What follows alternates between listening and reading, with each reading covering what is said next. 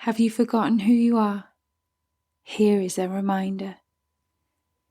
You are the bearer of the light of life. Do you have any idea of your power? Every time your body bends, the universe yields to you. Your eyes are twin worlds they send satellites to orbit. Your skin is made up of the very fabric of time. Look for the light within you. Let it surge like a river through your veins. Use it to will your dreams into existence.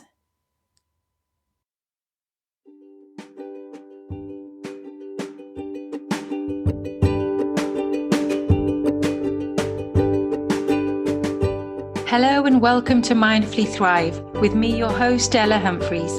This is the podcast that celebrates the present, the joy in where we are, the journey it's taken to get here, and the ability to see our greatness for the future.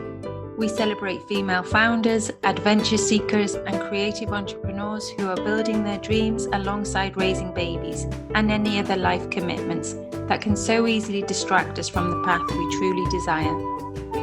This is a podcast about coming back to who we are in this life, and that our dreams, goals, and ambitions are valid and possible, while also being a loving and present parent.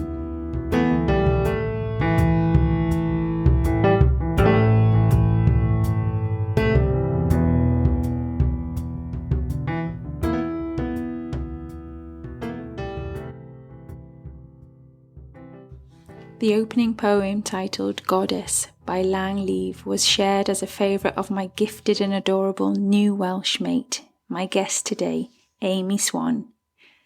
Amy Swann is a Welsh maker of beautiful handmade pieces specifically created to evoke special memories and to be treasured and passed down through generations. Amy's art has evolved as she has, and she continues to produce the most unexpected pieces. It's such a gift to have her with me today. Amy has appeared on television and has won numerous prizes for her work. She's currently in the process of collaborating with Holly Tucker, the founder of the famously popular website Not on the High Street, and Holly & Co. Amy and I share our experiences as art teachers, coming from small towns in North Wales, and the joy of saying yes, even to the scary stuff. Hi Amy, welcome to Mindfully Thrive. Hi, it's so lovely to be here. Thank you for inviting me. So happy to have this conversation with you today. So I always start with 3 questions. And what are you grateful for today? Well, to be honest, in this kind of situation that we've just come out of, the thing I'm really grateful for is a bit of peace, to be honest. A bit of headspace to think, because I love my work and I get quite excited in the morning when I wake up with the prospect of what I'm doing on that day, because every day is exciting now for me. And you also wake up in the morning and you don't know what the day ahead has to offer, because you get the odd email or phone call or voice note that completely turns the day upside down or just ignites me with this spark. So I suppose at the start of the day I'm just excited for what's to come, and that's what I feel grateful for, that you have that. I remember when I had the twins, because I've got 3 children, but my most recent pregnancy was twins, and they're 8 on Sunday. And when I had them, one of my kind of philosophies was to start every day as a new day and not have any expectation of where it was going to go. Have a bit of a plan, but sometimes that changes, and kind of, enjoy the freshness of a new day, really. And that's what I feel every day. Lovely, really nice. Yeah. And so what does thrive look like for you, to thrive? Thrive, it for me is when I'm at my optimum happiness and my heart is full of passion. So it's normally, I can thrive in many ways. I can thrive as a mother, I can thrive with my work, but it's when I feel excited, when I feel like I'm, when your belly's on fire with something, when you feel like it's tingling through you, you're kind of excited and you're kind of invigorated, and you can almost feel it pumping through your veins. That's when I'm thriving, when I feel good about what I'm doing. So, yeah. Lovely. And what does an ideal morning look like in your world? Well, if I was to close my eyes and imagine an ideal morning, I'd be sitting in Harden Farm Shop, which is just down the road from us here. And it's where, I mean, I have a few working life families, but one of them is there. And I've had many, many happy experiences there, working and enjoying time with my family. And I don't know if have you to Harden? Years and years ago. So okay, well, it's one of those places that just has this vibe when you're there. And it's kind of, I don't know, I feel different when I'm there and I can't explain it. And I think it's because we've been to the Good Life Festival since it started. So I've got really happy memories. Everything that I've ever done there has been happy. The people that are there, beautiful people in every way. The people that work there, I've shared lovely experiences there. And I just feel that when I go, I did a podcast with Holly, not a podcast, no, cut that. An Instagram live, was it? I did an Instagram live with Holly. And after I'd done it, I went over there to try and wind down because I was on such a high from it. And I feel it's the place that I go to just switch off. It's so beautiful. It's right in the countryside, but there's also that happy vibe there, which I and I get that also because I was brought up in Snowdonia, North Wales. I also get that feeling when I go there. So I guess it's a combination of being around nature and being in a place that just I connect with happiness. So that's the very long-winded way of answering your question. No, which is a perfect morning would probably be me either going there on my own, sitting having a coffee and listening to the birds, or taking my children there and watching them play in the fields. So either or is lovely. It sounds with my husband, of course. Whoever's willing to come with you, but you're also happy being by yourself. Yeah, it's the place that I feel happy. It's the place that I feel happy. So that's good. Wonderful. I think at home, because I work from the kitchen table, I've got young primary age children, so there's stuff everywhere, really. I don't have a studio, so it's very difficult to escape it.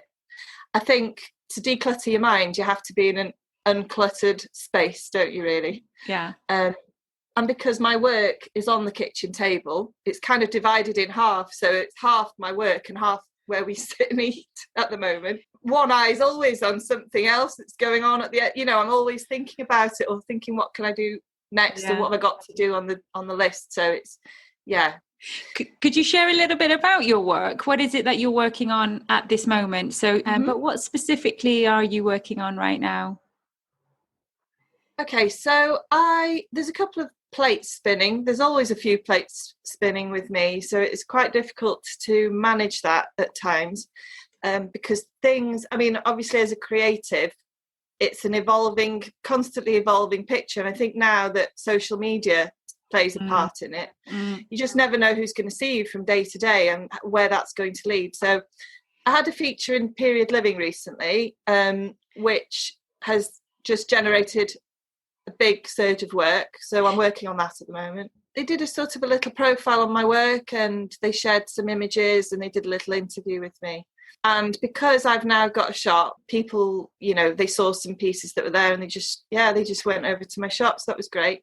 And I've also been working, I can't expand on this, but I've been doing something with Holly Tucker for her new book, which is coming out. It's the 6th of May, called Do What You Love, Love What You Do.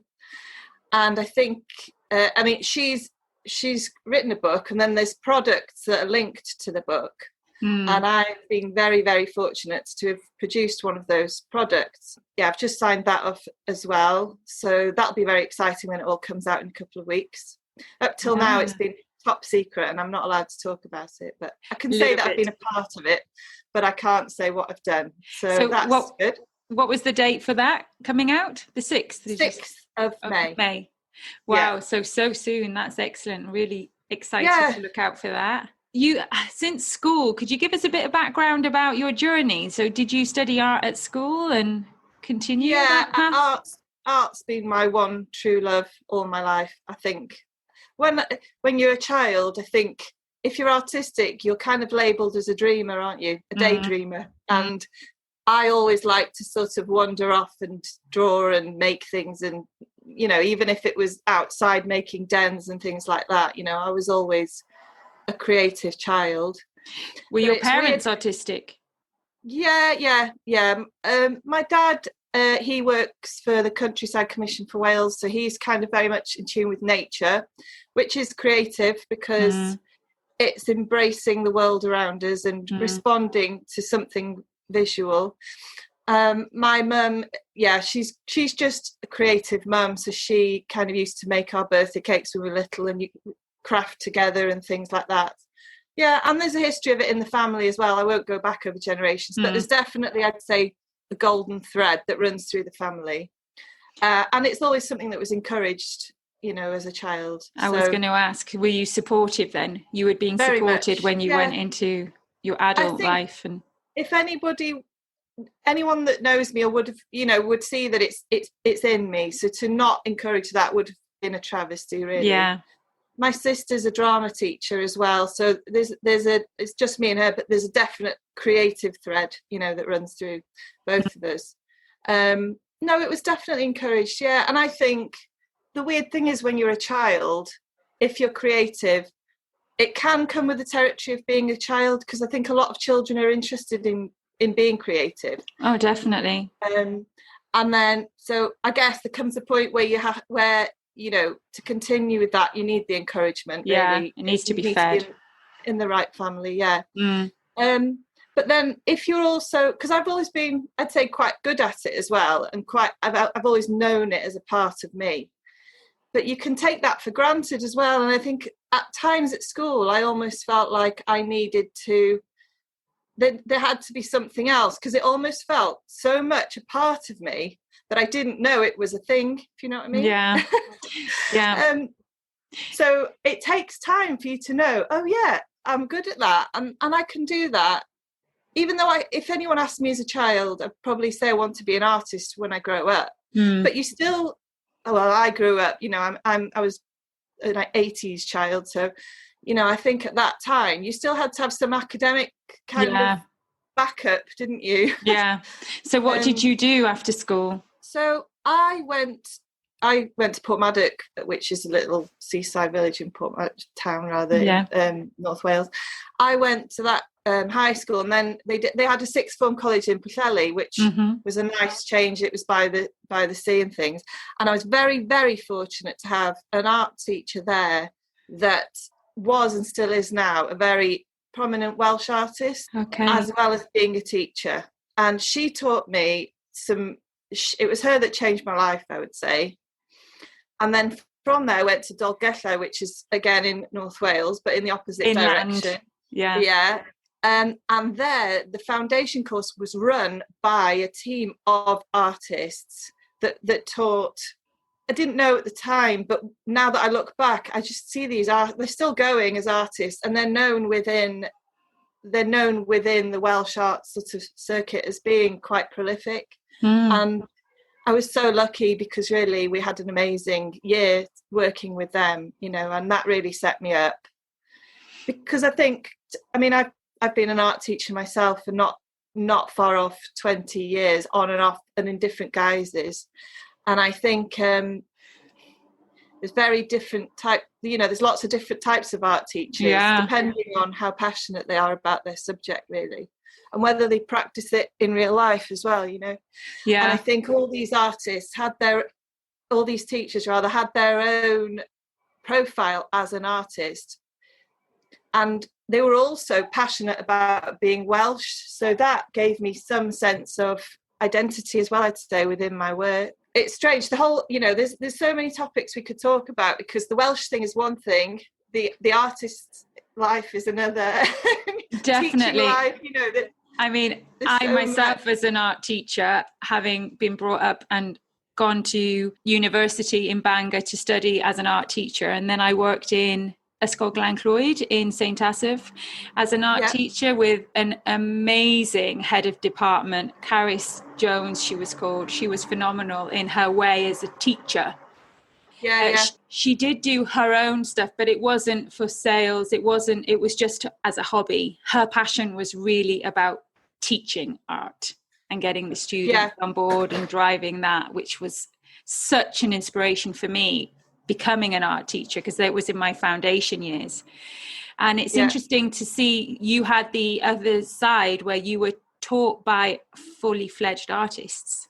I myself I don't class myself as an artist, but I absolutely love teaching it. Yeah. There's a real energy, isn't there? I think the thing is, artists are passionate people. And I think when you're with children, they respond to passion, don't they? Yeah. And that's that's what I've learned in life. Same with being a mother, passion is so important. Definitely. To try and engage people, no matter, who they are, really. And building confidence and just making it clear that any art that you create is valid. You're here and you're necessary, and whatever it is you're doing is something that you should be putting out there, even though you might not know which route or which type of art you want to be sort of moving towards, experimenting with all of them until you find the thing. You might not be a good person who draws, but maybe you're really fabulous at collage, or yes, exactly. So offering them all different options. Is what I've always tried to. Every child, I believe, has got an ability to do something practical, but growing up myself, all I know is my experience, and then me being an art teacher. So when I became an art teacher, I knew how I wanted to teach art. So I've been lucky enough not to have bad experiences, but there's so many, I think, that want to keep the children in their seats. They don't want them to work on anything bigger than A4. They've got I know that schools are limited in their budgets of what they can offer. So but then I don't see that always as a hurdle, because there's so much that can be used. Yeah, definitely. So I think this is the trouble, and I suppose it's true of any subject, really. It's how it's taught, isn't it? Really. Yeah. But I always tried, because I had these artists teaching me, I always tried, as I was teaching, to make sure that the artists, I always used artists as reference, but made sure they were current and that they were relevant, as well as reminding them of the older, more established. And varied. Great, yeah. But I'll never forget when I was doing my foundation course, I had the same teacher as taught my A-levels. And I remember at this point thinking, I'm quite good at art. I think I'm quite good, because I was always told, as you're growing up, if you're artistic, people say, oh, you're good, aren't you? Good. Yeah. You become this, you're pigeonholed, don't you? Yeah, no, definitely. And that can be a burden too. You're the creative one. You can do it. Yeah. You're the creative. Sometimes. I remember my art teacher say, we had to do this still life in a room for 6 weeks. And it was every Tuesday, all day for 6 weeks. And I remember thinking at the start, this is fine. 6 weeks is a bit much, though, I think. And I remember she used to circle the room, and she used to come back and say, right, you need to rub all of that. Something I'd spent maybe 3 hours on. You need to rub all of that out and start again. I'd be like, you're joking? And she was like, yeah, no, you do it. And she was quite stern as well at times, and in a way that she was very kind of, she knew what she was trying to do. She was trying to say, you've got to rub that off because it's not right. And I remember thinking, really? Oh, okay, right.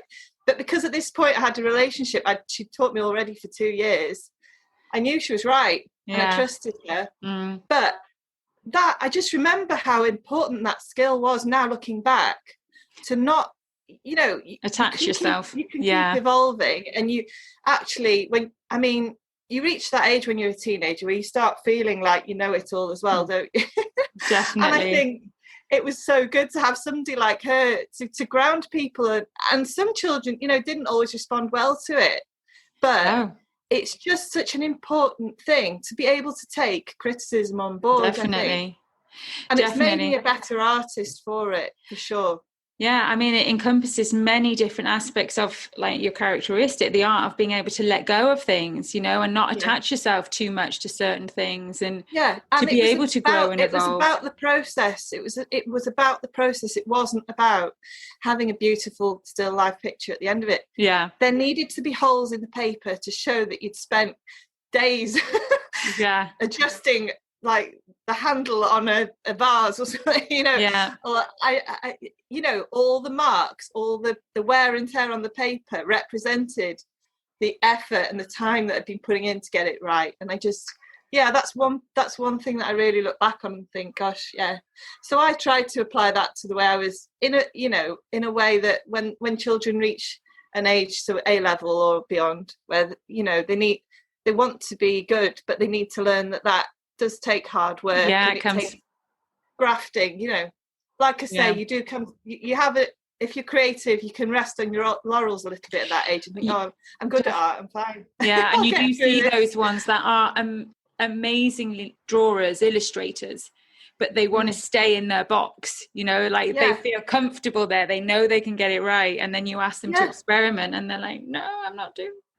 So it's about, art, I do feel, is a very clear correlation to how we view life as well. And definitely the struggles that we have in life, you can see it in the art room.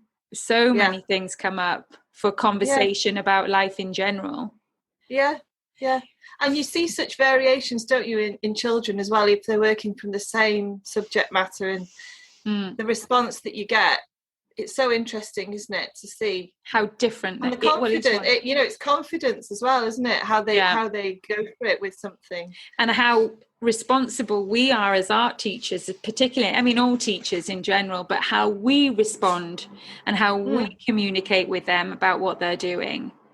I feel like that is fundamental. I remember I was in Wrexham doing graphic design, and there was just one art teacher who would just rip up the work, and it was just such devastation, and you'd just be like, oh, you could have told me a little bit more delicately. You go home, I'm rubbish. You've remembered it, haven't you? Yeah. I'll never forget it, that's for sure. So being a self-employed artist, and are you currently teaching art as well? No, I think over time it's kind of, I am and I'm not. I left teaching when I had children, basically. I went part-time after my first, then I had twins, and that was the end of that, really. And then after, when they kind of reached an age where I could leave them, because I think when you've got under three, wow, it encompasses your world, doesn't it? And I found it quite hard to let go, to leave them with other people, to be honest. So when I reached that point, I was asked by Cheshire County Council to come and go around doing masterclasses in primary schools. So I'd done secondary school, secondary up to A level was my kind of thing. And then I did that. I went back and did primary workshops, which I loved. I absolutely loved.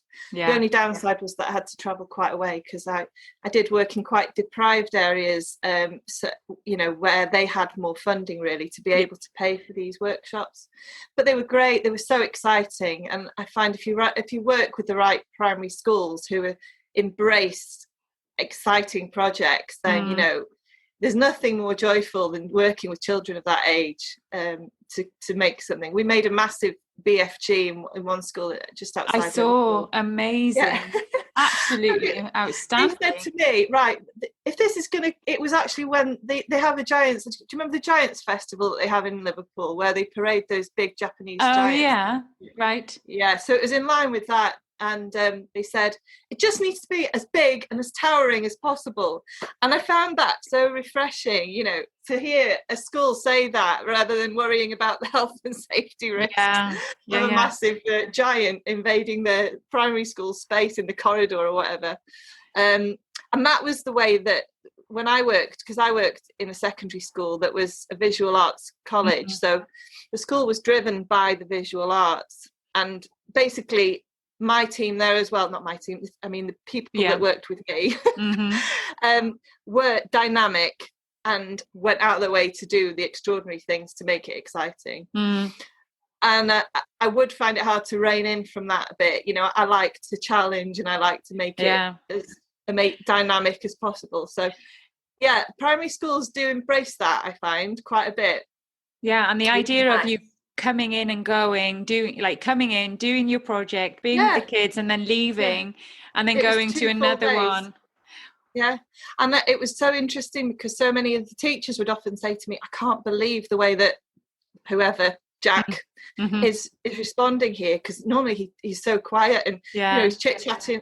And that was nice as well, because I think the teachers saw a different side in some of the children, because they were doing art for 2 full days. They weren't doing anything else. And when you're that age and you've got to go through the humdrum at times of maths and then English or whatever in the morning, to have 2 days of just art all day, full like project, a treat, isn't it? Definitely. And just the focus of beginning something, seeing it through to completion in a quick time frame. And often it was something that the teachers wouldn't dare do themselves, because primary I can school understand teachers, that.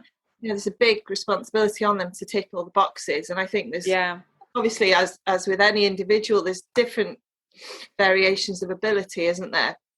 And also, like, from my perspective, I'm the art teacher in a primary school, but I'm teaching 60 different kids a day.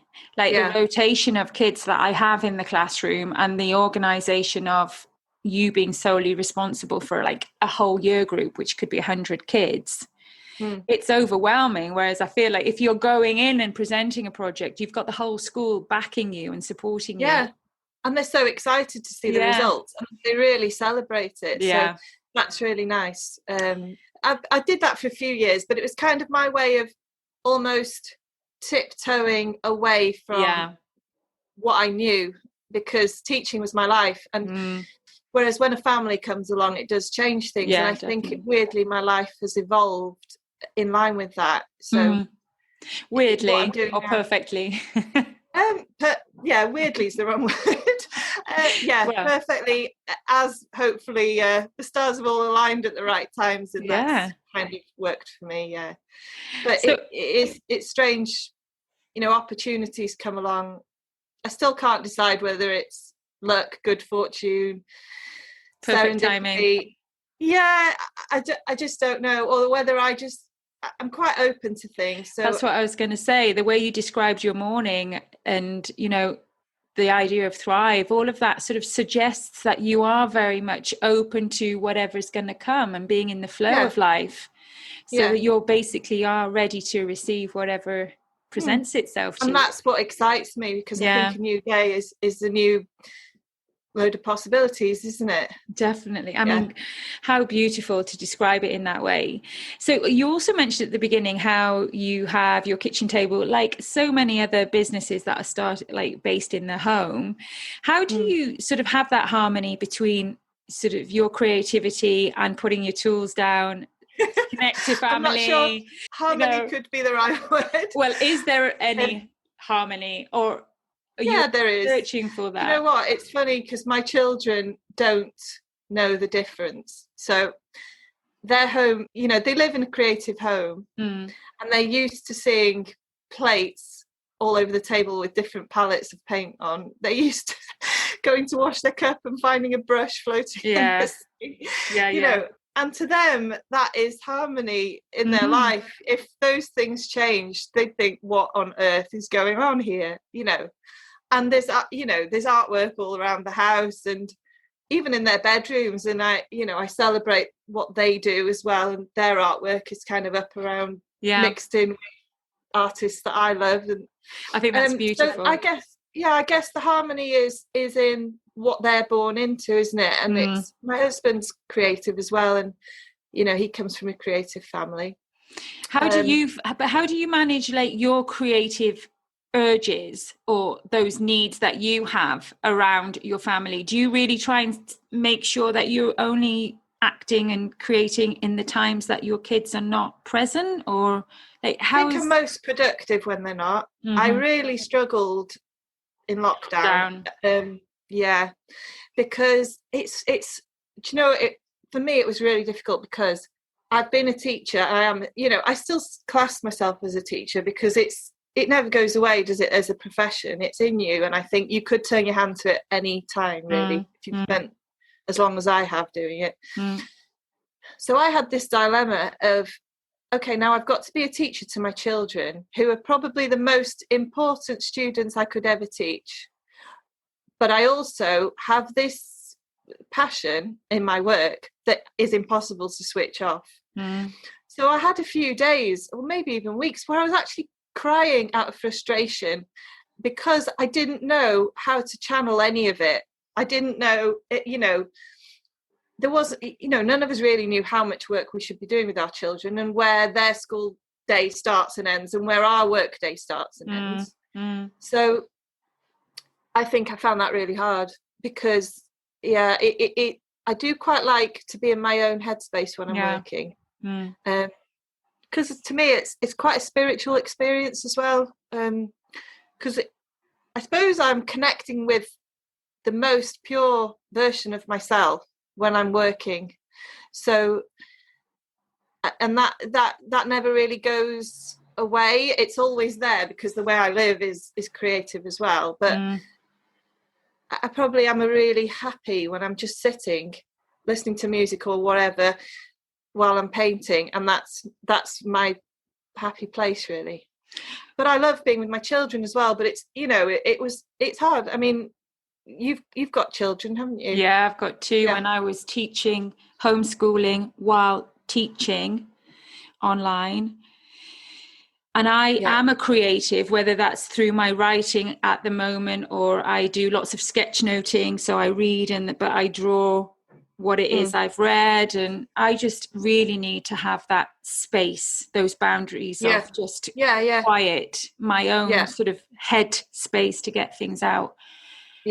And even though I'm a teacher to their age group, I was a teacher to my daughter last year in lockdown also, I just found it incredibly difficult. Because you put there's a big expectation on yourself as well to keep them happy, isn't there? And make sure they're still learning. And I was trying to make their learning fun. So, the twins, they were 7 at the time, and the teacher said, "Can you just write me about what you've been doing?" So I said, "Oh, let's make a newspaper and let's go in the field go overboard."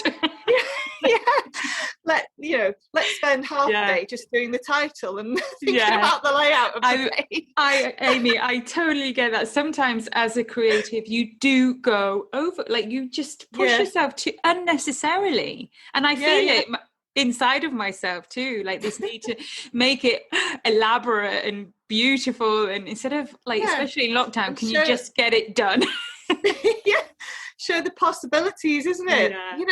Because there is in everything. I do believe that everything can be exciting and fun. It's just how you approach it, isn't it? So that kind of, it was difficult, I'd say, at that time to try and find the balance. And I did feel quite relieved when you're told that they're going back to school and suddenly a balance returns, doesn't it? Where you know that when they're at school, they're learning, and then you're at home, you're doing your thing. So that's kind of like everybody's in the right place. I think. I mean, I could homeschool probably if I was fully devoted to that and nothing else. But I think it's just, there's too much going on in my world as well, and I need to be me to be a good mum. I totally understand that. And there is an enjoyment to homeschooling in the idealistic view of life, if that's what your passion is. But when you have another passion that is driving you and also generating income and sustaining your life, then something has to give in a way. I mean, I also believe in the importance of other people having influences on my children, and I mean, just looking back at what we talked about at the beginning, my art teacher's been massively influential in my life, and she wasn't my family, she was an independent person who just sparked something in me, and I think that's so important. And teachers, you're right, good teachers are there for that reason,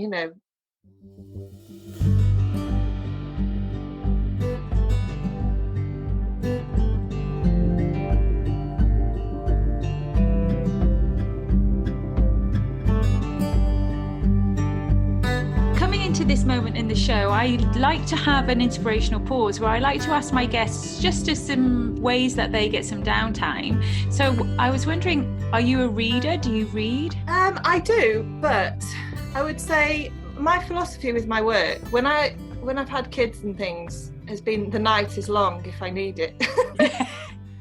Yeah. And that's given me a lot of comfort, because I think there comes a point in the day where you know they're going to go to sleep, because basically they'll crash out at some point. After that point, I've still got all night if I need to use it. You're willing to do the night. Yeah, I do put time in the night, and I'm not one of these people who melts down if they can't sleep. I've got quite a good battery.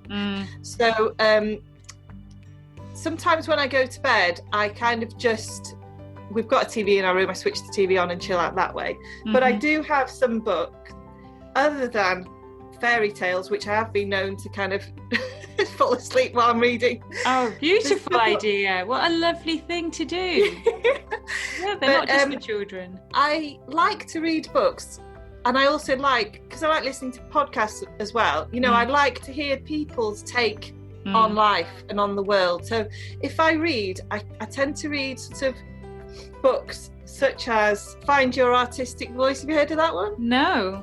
Lisa Condon. So this is kind of like Lisa Condon. Yeah, I follow her. Yeah, and also Philippa Perry, the book You Wish Your Parents Had Read. Oh yes, I have heard of it. In fact, it's shown up 3 times this week on my feed. So I think it's a message from the universe that I need to go get my. Yeah. So I guess at the moment I'm not in a place where I can easily immerse myself in a book, because I think I can probably I like to pick up a book that I can just take a bit of a nugget of something from, and then I'm ready to fall asleep. So I suppose I like words. I like listening to people. I like to hear the spectrum of views on things. So I suppose it's the way I process my life a little bit as well. You know, that's what you get from podcasts too, isn't it? Can you recommend us a podcast? Chatting.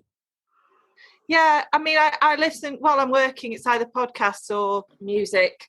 I like a bit of something in the background. I don't like to work in silence, really. So what podcast could you recommend? Yeah, so obviously I listen to Holly's Conversations of Inspiration, which I find really lovely. You know, there's just such nice, varied people that are on there that, you know, and I think she's such a good conversationalist as well. So she brings out, you know, I think she puts people at ease, and she's so used to talking to such diverse people. So in line with that, there's the Happy Place, Fern Cotton's Happy Place podcast, and Bryony Gordon's Mad World. I don't know if you've listened to that. Oh, I've listened to it quite a few years ago, and now it's something I have forgotten about in a way. I need to come back to that. Yeah. I love Bryony Gordon. And the Mavericks podcast. Have you listened to that? Charlie Gladstone? No. So Charlie is, he heads up the whole Good Life experience and Harden Farm Shop and things. So I've worked with Charlie quite a bit, but he's an extremely interesting character. And I find him to be very similar to Holly Tucker he's a bit like a male version of her. And I think I really spark off people like that, which have got this energy and kind of positivity, really, which is just, you know, I've always felt great around positive and enthusiastic people, and I almost need it in my life. The team of people that I worked with as a teacher, everybody was kind of, let's go for it, let's do it, you know, we can do anything. And it's that kind of attitude, it really it resonates with me. So I like listening to people like that. Yeah. And what would you be watching, if anything, could you recommend? Yeah, I mean, I don't know, I quite like dramas, I suppose, that have got a bit of a, I don't want to say the obvious line of duty, but I do. Yeah. That kind of thing where there's a bit of suspense, a bit of something to get into, and I liked It's a Sin as well. I've been watching that back to back. Did you see that? No, not yet, but it's on my list of things to watch. Oh yeah, that was brilliant. Great. Also because of the soundtrack, because I'm an 80s kid, and it's all kind of based in the 80s. Yeah. So that was so good. It's so well acted. But yeah, anything like that really. It's just on. It's kind of, I can't find a time to necessarily sit down religiously and watch TV. You know, I just pick things up. Wonderful. Yeah. That's great. Yeah.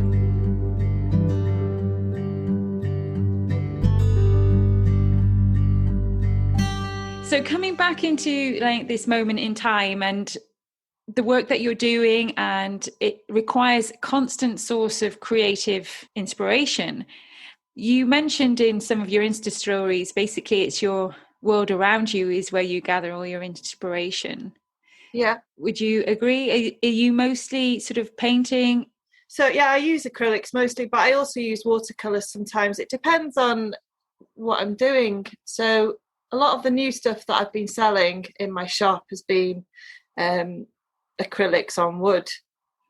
And I like painting on wood with acrylics because you can layer up colours and you can get a nice depth. Because I work in 3 dimensions as well, because I've had the whole, my life in business started with in the wedding industry,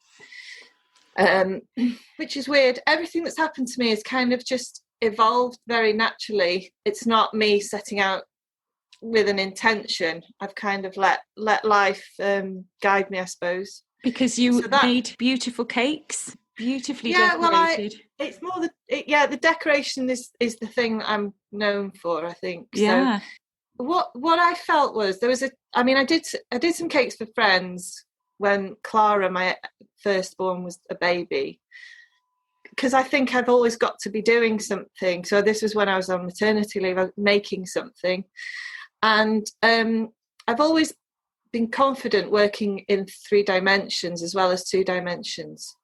And printed textiles was the degree that I did at uni. So a lot of that consisted of looking at flowers. And when you paint flowers, obviously for fabric, so it's one of the main sources of inspiration, really. You know, when you paint them that often, you look at them carefully and you're able to you've got to be able to, I think, flowers if they look realistic, then you've got to have looked at them properly and not imagine what you think a flower looks like.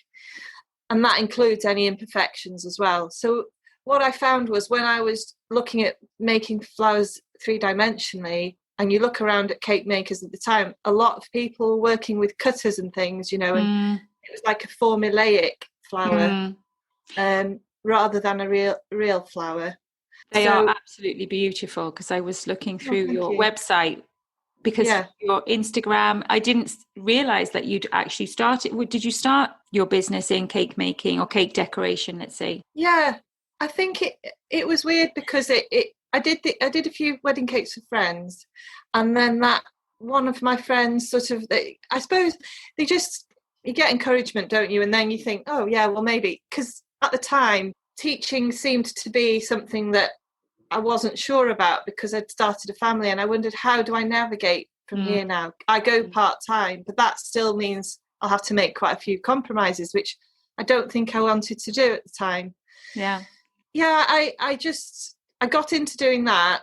And then I remember weirdly, when my elder Clara was about 1, I was sitting in the park in Chester with her, and I'd read in Country Living magazine that they were looking for country business award entries.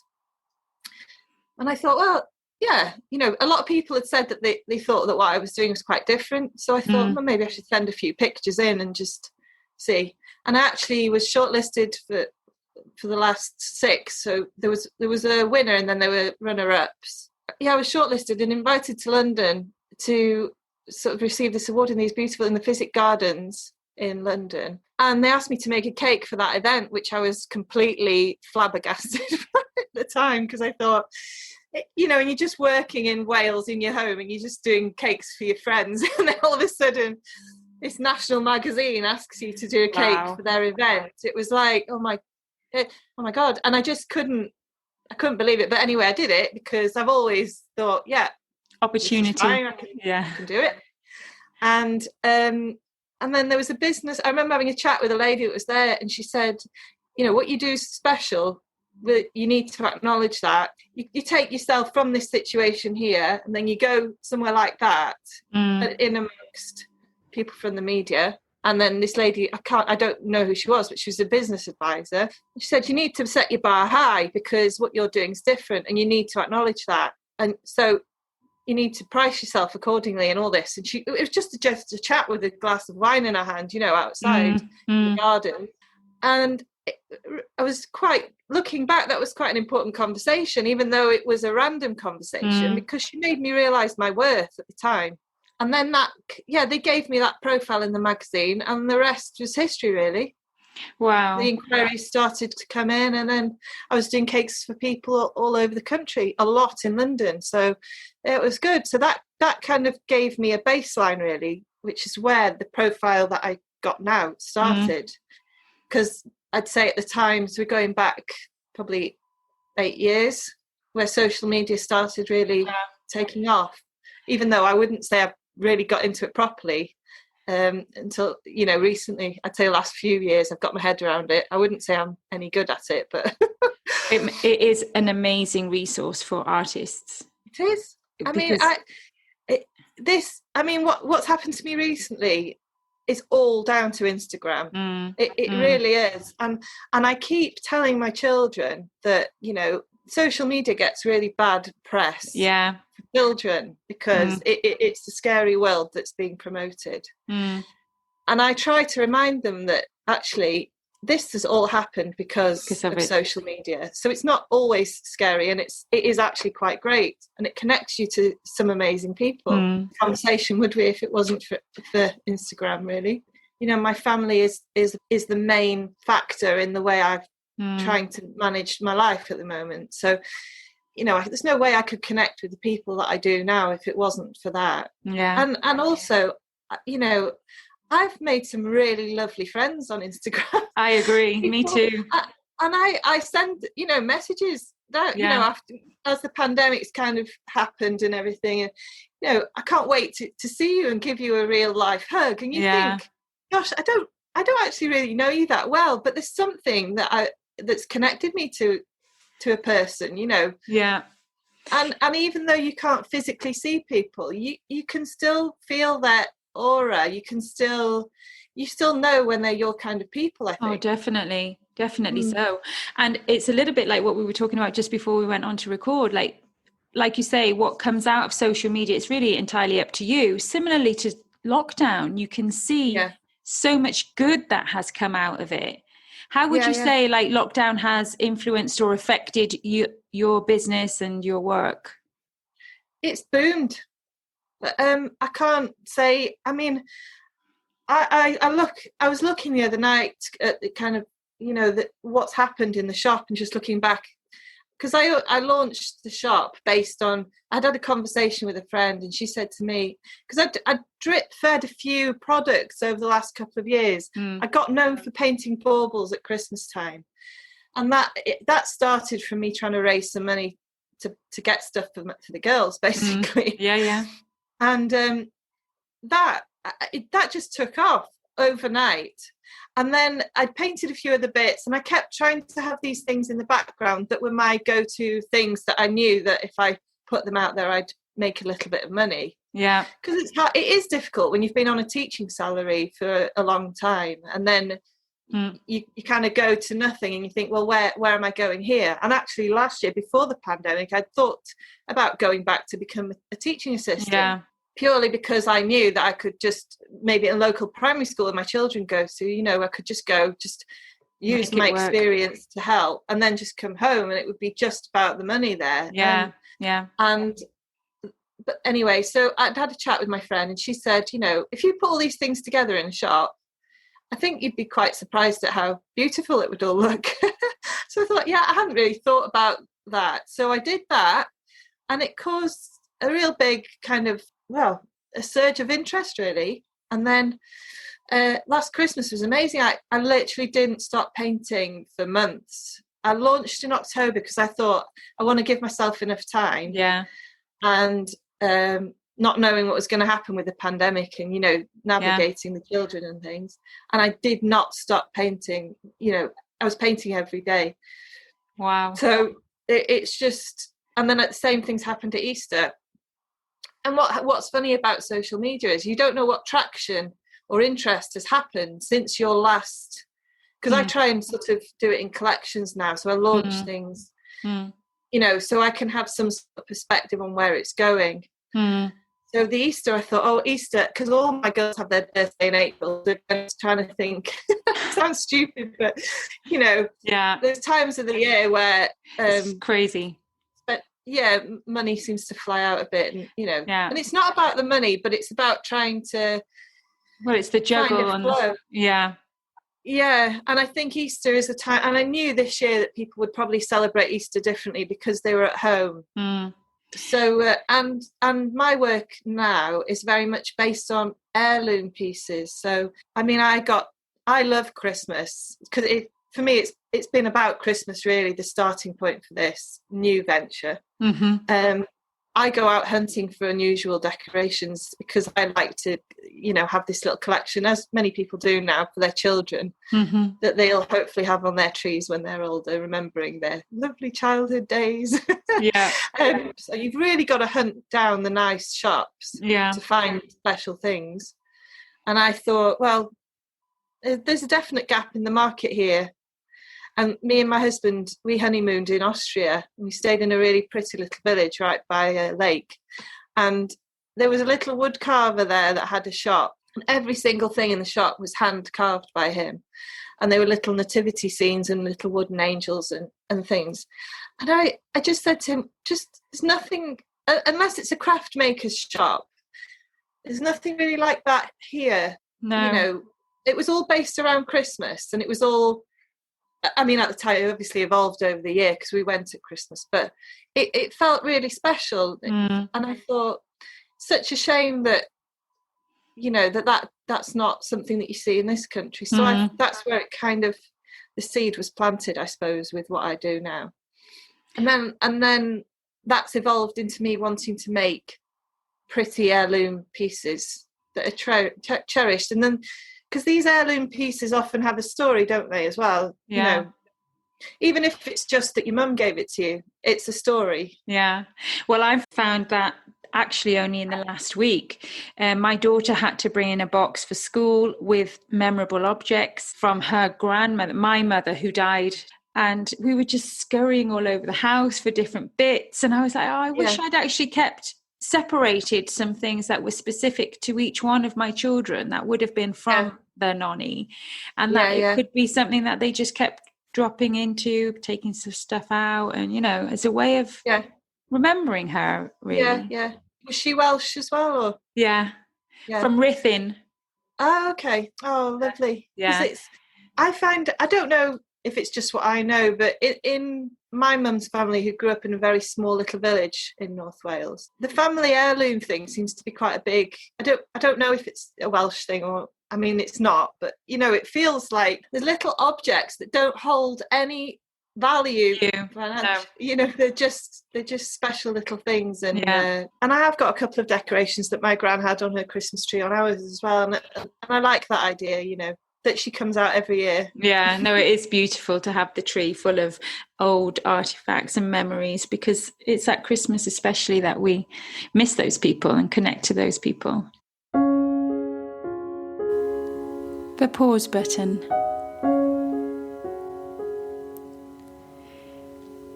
This is a short breathing space practice that you can use anytime, anywhere, to regain calm, clarity and confidence.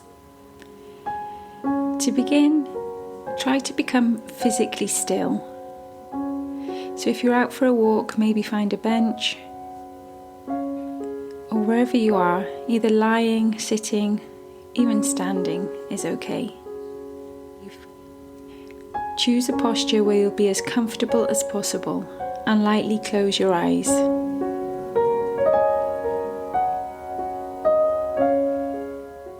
Bring awareness to whatever is going on around you right now. Give the weight of your body up to gravity. Allow your weight to sink into the points of contact between your body and the floor, the chair, or the bed. Try to become aware of what sensations you're experiencing right now. If you're noticing any tension or resistance towards painful or unpleasant sensations, gently turn towards them. them as best you can. If you begin to tense around the breath, then let go a little bit more with each out-breath. Soften into gravity.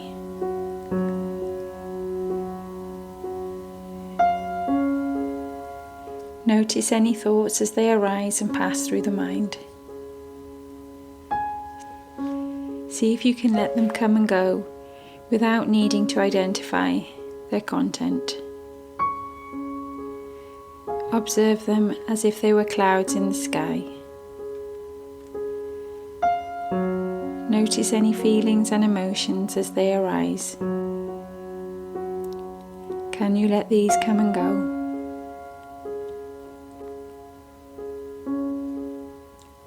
Include everything within your awareness with a kindly perspective.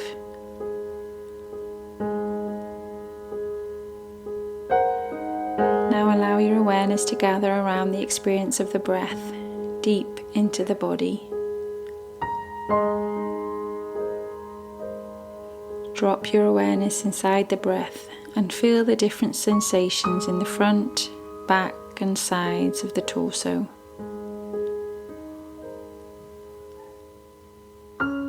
Can you feel your awareness within the flow and movement of the breath? Use the breath to anchor your awareness in this present moment, breathing in the body, noticing each inhale and exhale again and again. Each time you notice your mind has wandered, gently guide the mind back to the breath, deep in the body.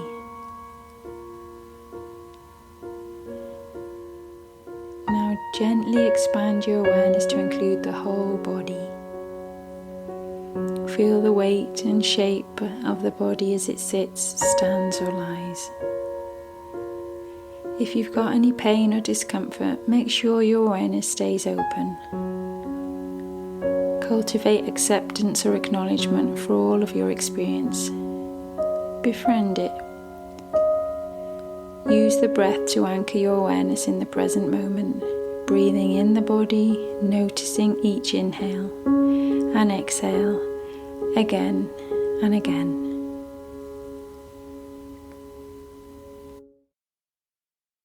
How would you say you practice self-care? By talking.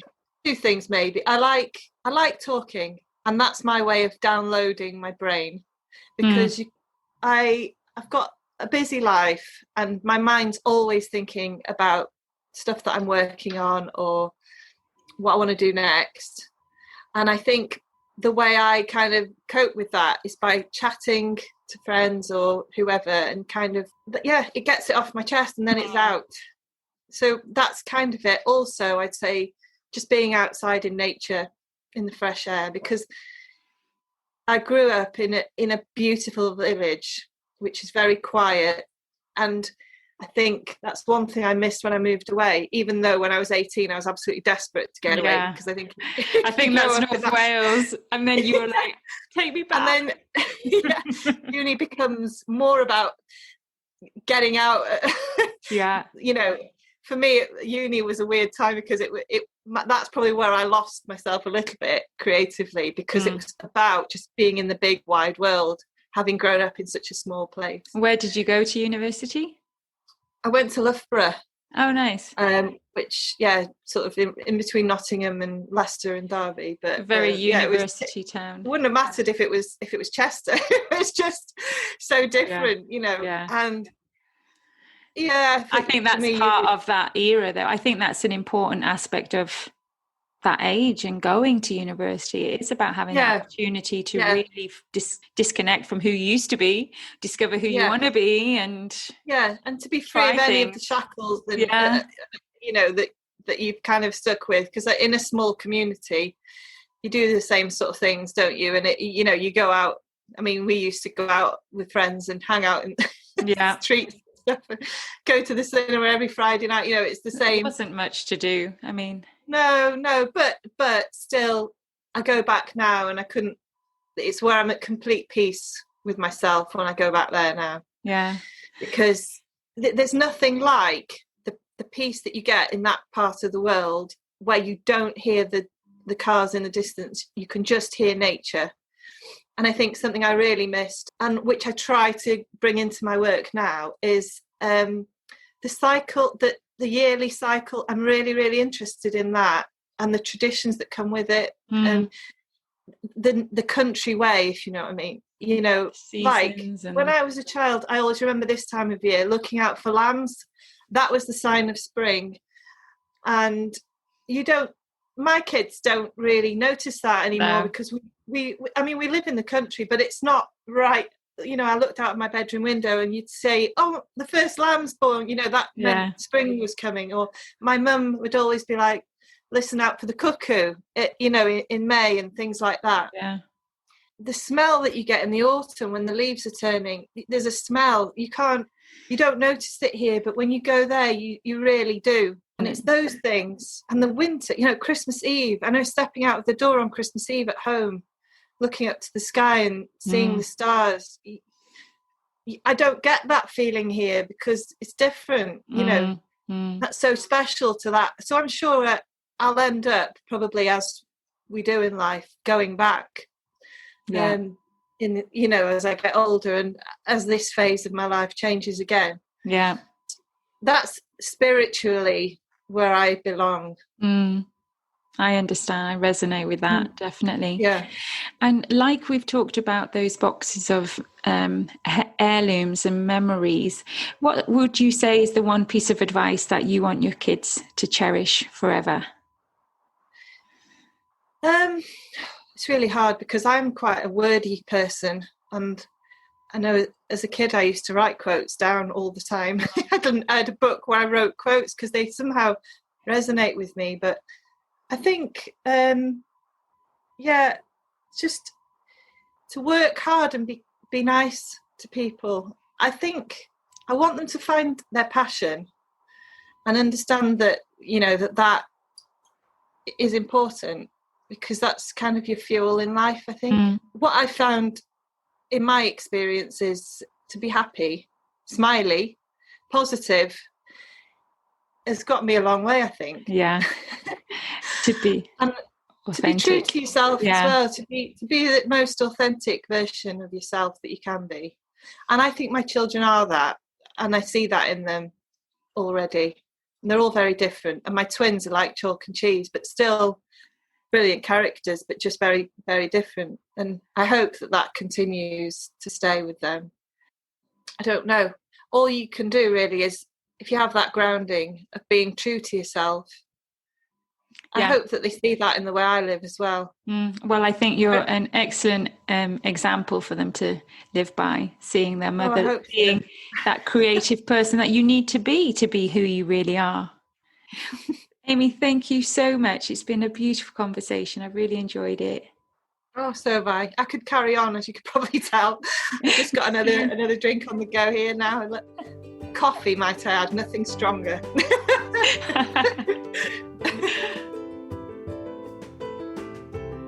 Amy is a unique and talented artist in her work and in life. Aside from Amy's gifted ability to create individual and uniquely personal items, from wedding cakes to intricate Christmas baubles, what lit me up during this conversation was Amy's gift of allowing life to lead the way, allowing herself to be open to the endless possibilities the universe has to offer, far greater than she could ever imagine. Amy was given the gift as a child to live out her authentic design. She was supported in her passions, and this allowed her to be free to the possibilities of what could come. She also went into teaching and chose a school that had the visual arts as the leading lady, the most important subject to thrive and excite in life. I love this idea. She was clear in her vision. She moved into new territory of becoming a mum, not settling for compromise, and this just makes me feel so enormously inspired by her. The ability to hold strong to her truth and trust that the right things will show up. I love how the drive to be authentic and take risks led to breakthroughs without ever really planning out exactly how it's going to come good in the end. She sums up a true inspiration for me. Do what lights you up and trust the path will reveal itself. I hope you recognise those things that light you up and do a little more of them this week. Until next time, have a great week.